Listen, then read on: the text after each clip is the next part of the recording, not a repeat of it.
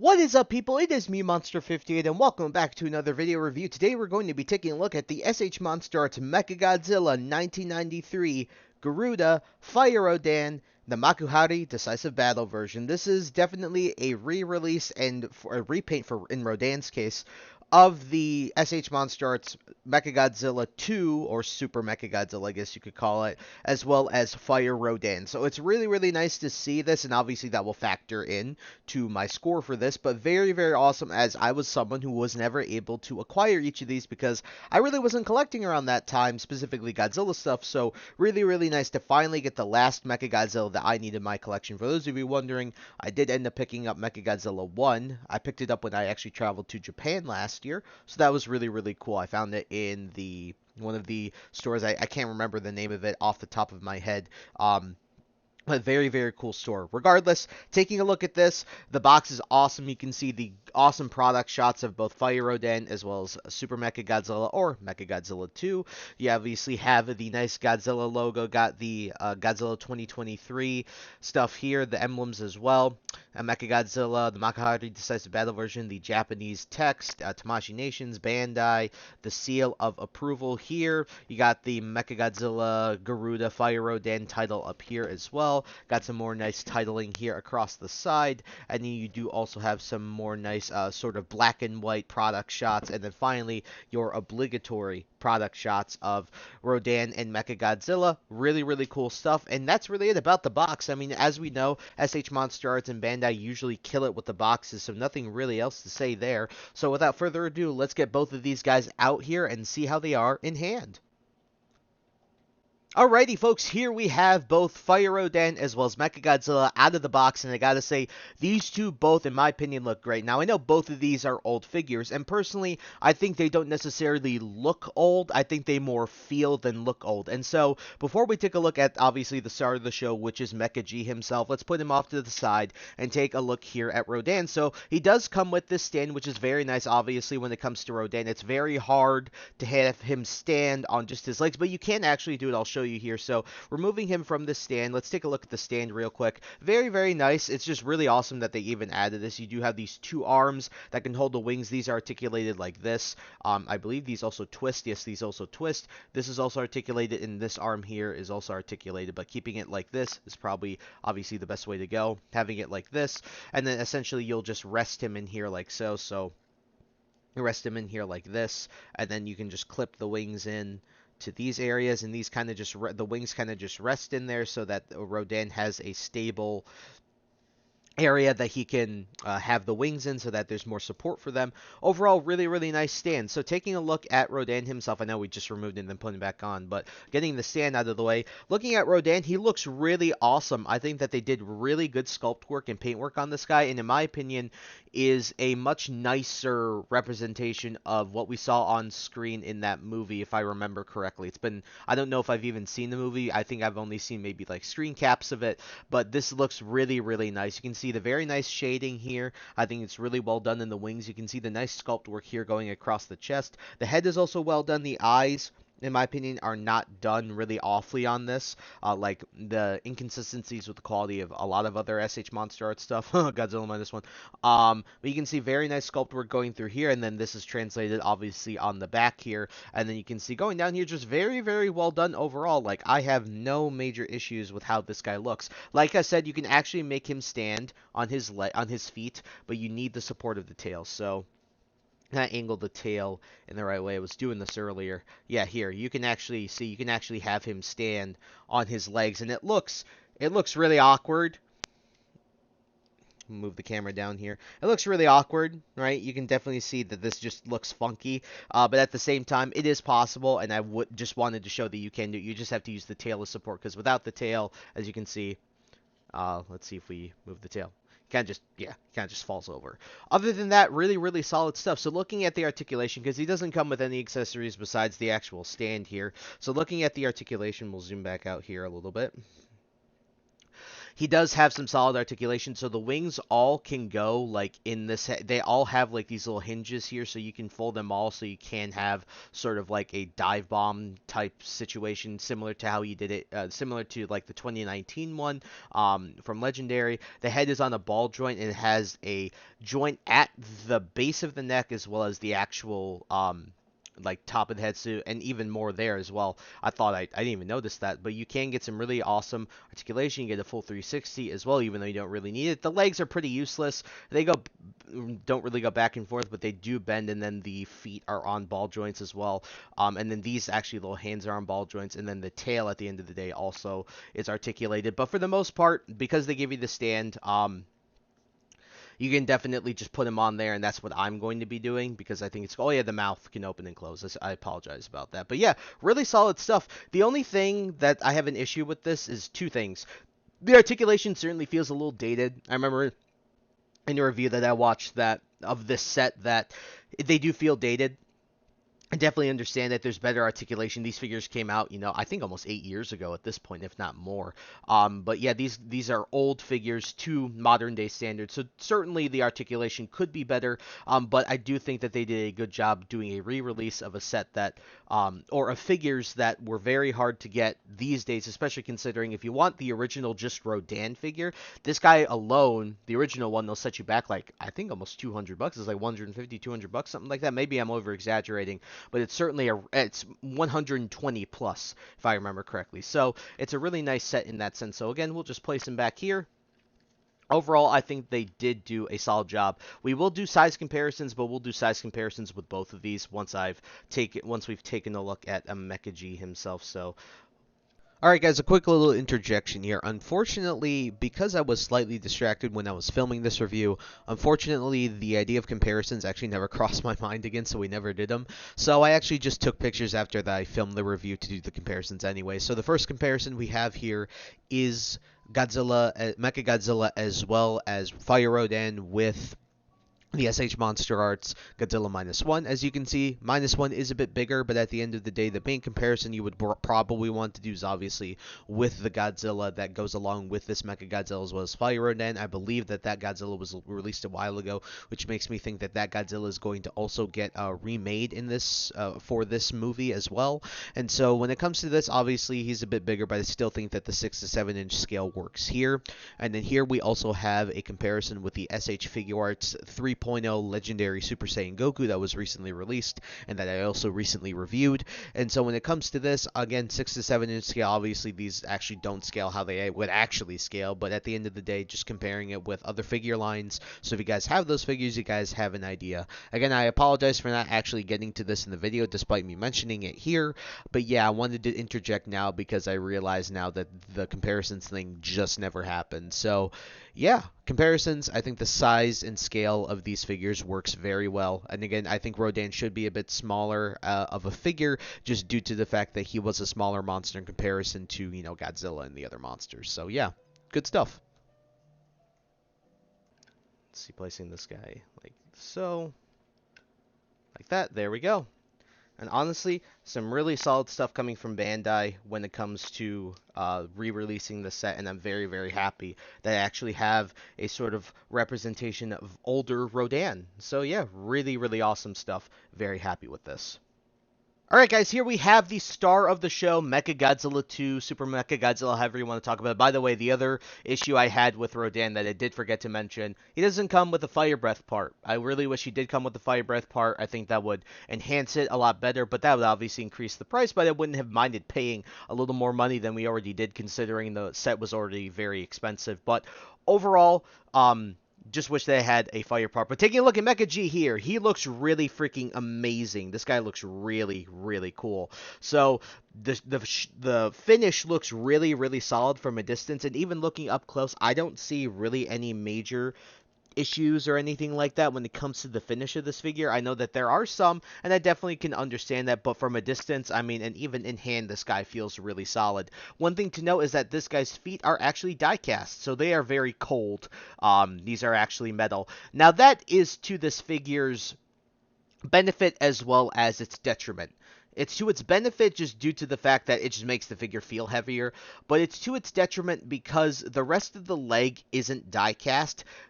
This is really heavy, and thus the joints for this guy, I am scared of them over time because even now they're kind of loose with the die-cast feet because they're so damn heavy. I believe, in all honesty, I kind of think one foot is even heavier than the entire leg, which goes to show you how heavy these things are. And also it kind of affects his balance because these are super freaking heavy.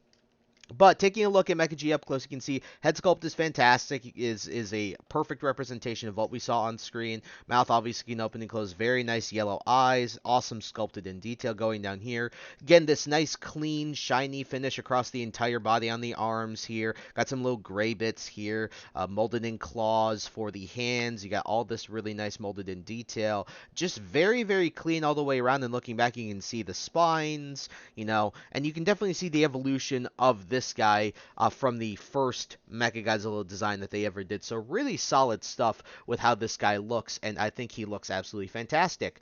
So as this guy doesn't have any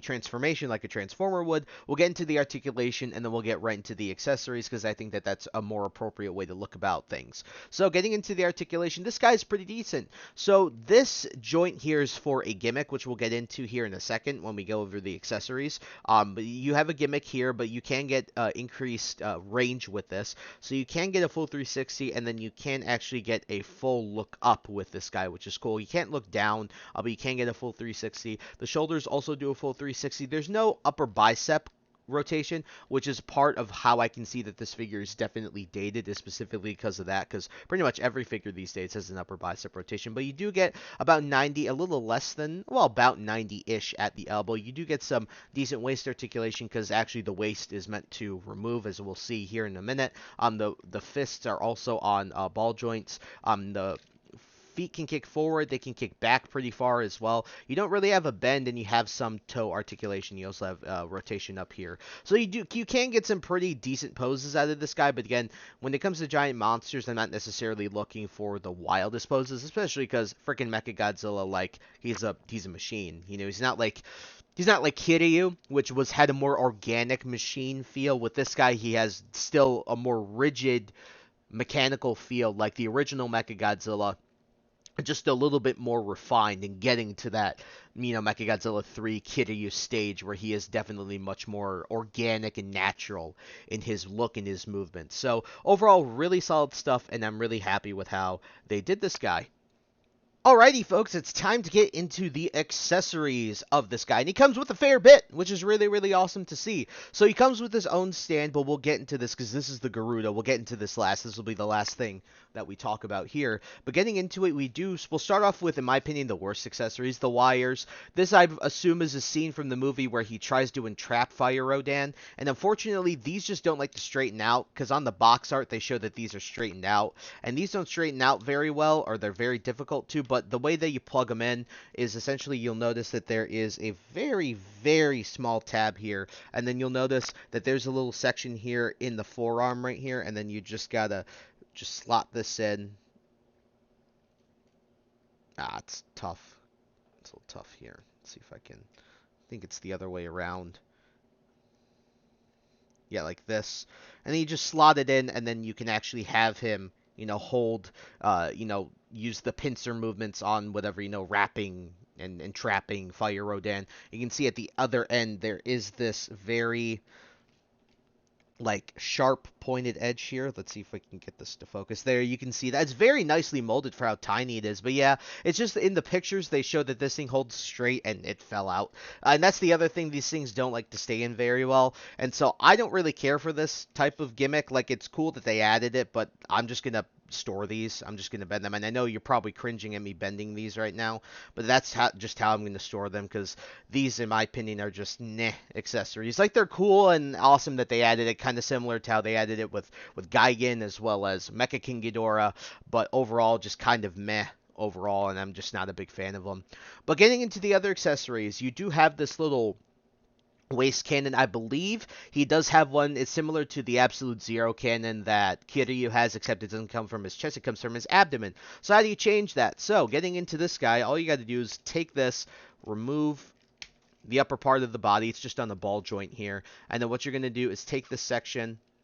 It's very not that hard to remove. So I just don't have nails right now. There we go. It's coming out. Ah, come on. There we go. And it fell on the floor. But you just remove it like that. And then you take this guy and then you just tab this in like so. You see there are 2 tab holes right there. And then you just go in and you do something like this. And all you got to do is come back here. And sometimes this isn't the easiest to line up. But there we go. Gotta love it when you're doing this alone, you know, just messing around with it. You do it in one try, and then when you're doing it on camera, it takes a gazillion years to do it.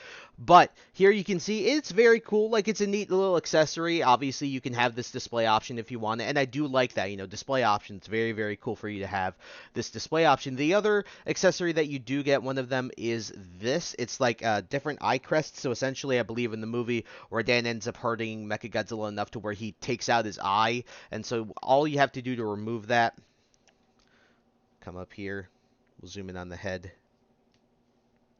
So come up here, all you got to do is take this, you can remove this, and then this gives you clearance to remove this. Again, it's a little difficult, and then all you got to do is do that, and then you can place this on top of his head, and then you just take the horn that you removed, and then you can just tab that back into place on his head. And there you go. You do have the ability to have him without an eye, which is cool. Again, display options, I'm all for it. I don't really care much else for it, but other than that, it is pretty cool that they do give you the option to actually put that on this guy. Overall, really, really solid. And speaking of which, I'll go ahead and I will cut and remove this part, and I'll put his regular one back on. So I'll be back in a second. Alrighty, folks, we're back. Okay, the next accessory we can do are the hands, because that actually has to do with one of his other gimmicks, I think. Well, you can actually make it work for one of his other gimmicks. So essentially, you can just remove these hands. Very easy. They're just on ball joints. And you can attach these hands, and these hands are just like this in place, so they're straight in place. And the reason being is because very similar to, I believe, Mechagodzilla 1, his hands can act like drills. And so all you gotta do, just plug them in. Like so. Takes a little bit of push. Like that. Same here on this arm. Just plug them in like push. There you go. And then you can have him with his like drill or laser hands, depending on how you actually want to do this, because I believe this guy also had laser hands. I'm not exactly sure, please don't quote me on that, but to me it makes sense because I know that one of the original Mechagodzillas also had that. Or maybe that was from just Destroy All Monsters Melee, the video game, but I can't freaking remember. So very cool. Otherwise, you do get optional hands, which I think is really nice. And then that goes into this gimmick. So what you can do, you got to straighten this guy out. So you have sort of an extra joint here. It's like a butterfly joint. So what I like to do is push this up. You can push this up as well. Then this is where the extended neck comes into play. So you extend the neck, you bring it up, and then you can push it back down. And then what you can do is you take these legs, and then you can straighten them out like so. Flip the feet back like this. This is why they have a lot of articulation. And then essentially, you can recreate Mechagodzilla flying, because he has these big jet boosters here on the back, so you can create that scene where he is flying in the movie, which I think is really cool. And last thing to note is this tail, I believe, is part of this as well. So you take the tail, and then you can actually push this part up, and then the segments kind of increase in their length, not by much. It's not like Kiryu, where the tail is very, very organic and natural with its movements. But yeah, you can definitely see that this definitely has give. But yeah, you can see this is pretty cool that you can do this. But the issue that I have is that, like I said, the feet, yeah, you can see the feet kind of weigh this guy down, and the legs in specific. So it kind of blows that that's the thing, but at least you can recreate that, and that's really freaking cool. So that's why that joint on the neck exists. So awesome stuff, and I think that it's really nice for them to have added that. Now, the big accessory that obviously everyone wants to talk about and get into is the Garuda, because this is obviously one of the biggest selling points of this figure, is the fact that he comes with the Garuda.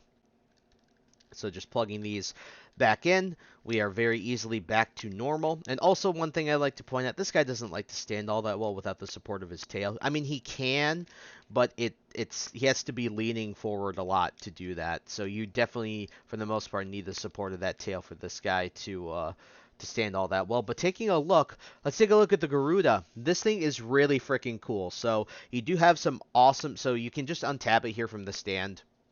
Like so. It just tabs in with this little hole right there, and then you have the tab here on the stand. So setting that off to the back, taking a look at the Garuda, very, very cool, very awesome detail across the board. You can see some very nice painted in details. You have that G-force stuff on both sides. You do have some nice white here as well. Silver paint looks really good. This gunmetal here as well also looks fantastic, and then these can just articulate like so. So overall, really, really awesome. So how do you put this on? Mecha G's back. So to do Mecha G, first thing you got to do is you can see the segment sort of cut out these spines. You just got to remove this, and then you just got to take this section, and then you just got these two holes back there, and you got the two tabs right there, and you just gonna put those right in. Very, very simple. And then from here, this is the harder part in my opinion. When you get to the Garuda, what you got to do is you got to remove these bits, these gunmetal gray bits here, and this is really, it's not easy, because they're in there really tight. What I like to do, honestly, is kind of lift the center part, because you got to remove the center part too. It helps to loosen these two sections, because you can see, man, these things are stubborn, man. I didn't realize how tough this would be without fingernails, but there we go. You can do this. Remove those, so you have these two segments, and then you can remove this, which addresses these two, by the way. These two parts right here, I am not sure what the major difference is. I assume that maybe the difference is if you plan to have, like, Mechagodzilla wield the Garuda, kind of like how the Kiryu will wield his backpack as well. If you want to, I guess that these are the replacement parts that you would put if you have it displayed on that stand over there. So as you can see here, I'll show you a difference because these two are the same. You can see the difference between these two. You can see the molded differences between the two of them. Yeah. This one, I believe, if I'm looking at it correctly, these are damaged. Maybe this is just a battle-damaged version. That's what I might assume here, and then these are obviously the not battle-damaged versions. So you do have two of each, which is cool. So you have, you know, the options of whether you want to, which whenever you want to use. And then all you got to do here is you can actually peg these back in. So I'm actually going to peg on the, like, nice ones. So as you can see, sorry, that there are two pegs there, and then there are two holes, the two tiny ones, and then you just gotta slot these into place. Ooh, wait, actually it's this side. Yeah, like that. And then just do the same here. Like so. And then what you gotta do is just, oh, Jesus, flinging stuff all over the place, man. You just gotta line these four tabs up with these four holes, and then like that. And here we have Mechagodzilla 2 with his Garuda, and this looks really awesome. This is obviously the display that pretty much most people, if not all people, are going to have this guy with. This is just really, really cool. And I think they did a fantastic job with how this guy looks. So overall, I mean, when it comes to this figure, you can see the backpack's huge. It just looks really freaking cool. Like, I'm not going to deny that at the end of the day. I really do love how this guy looks. It comes with a lot of accessories too, so I can't deny the display options that they give. So, that's really it about the accessories, guys. So, let's get into the final conclusions.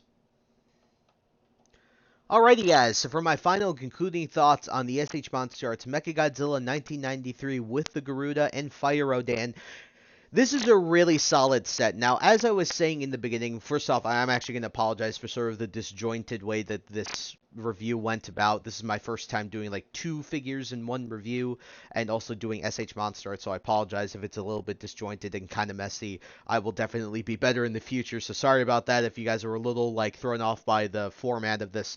But I do think that this is a really solid set of two.